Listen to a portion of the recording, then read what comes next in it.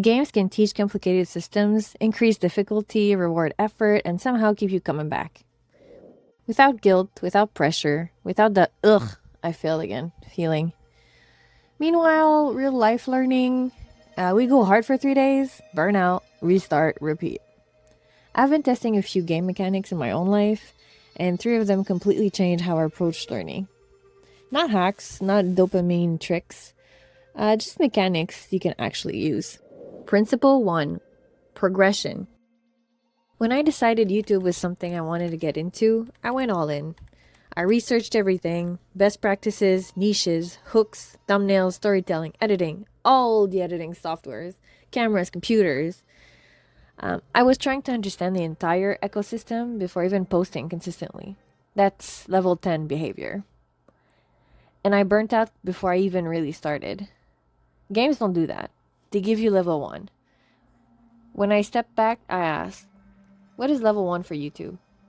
Not mastery, not perfect branding, not optimized storytelling. Level 1 was post consistently and learn through action. That shift changed everything. Learning research going back to Vygotsky talks about challenge sitting just beyond your current ability, not overwhelming, not trivial. Games automate that progression. We don't. Progression isn't about ambition, it's about sequencing.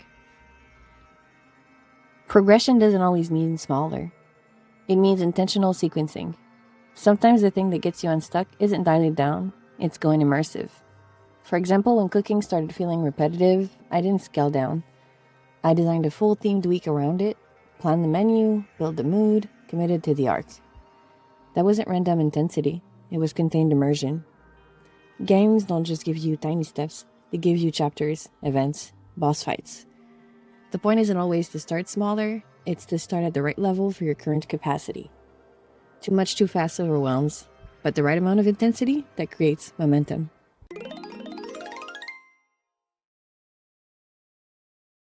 Principle 2: Feedback loops.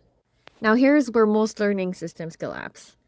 You put in effort and you have no idea if it's working. When I started using daily trackers in my journal, it wasn't because they were aesthetic. It was because I needed feedback. Did I do the thing? Check. Did I show up? Check. Did I move 1 inch closer? Check. But more importantly, those little boxes reminded me that what I said mattered. They connected daily action to long-term intention. And that's a tight loop. Research on retrieval practice, especially work by Rodiger and Karpicki, shows that actively recalling something strengthens memory more than just rereading it. So when I write a field entry, I'm not documenting, I'm reinforcing. When feedback is short, your brain updates faster. When feedback is vague or delayed, motivation fades.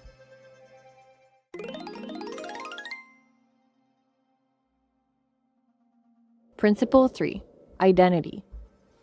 This one is quieter, but it changes everything. Games give you a role before they give you tasks: a builder, an explorer, a strategist. Real life usually gives you tasks first. Be productive, be consistent, be better. That's my life voice. That's not a role, that's pressure. Sometimes I make that identity tangible. I'll assign traits I want to develop as symbolic allies. One might represent food discipline, another home improvements, another career development, personal development. And when I'm stuck, I don't ask, what should I do? I ask, how would this ally approach this? Motivation research from Desi and Ryan consistently shows autonomy and competence drive engagement. Identity creates both. So try this. Finish this sentence. I'm the kind of person who... ... That's your role. Build from there. Enhancer. Now here's where it gets interesting. Structure builds competence. Too much structure builds boredom. And honestly, sometimes chaos works. Some people thrive in it. The key isn't eliminating chaos, it's containing it. During my month of daily field entries, I didn't stay in one domain, I rotated them. Science one day, psychology the next. The structures stayed, but the topics shifted.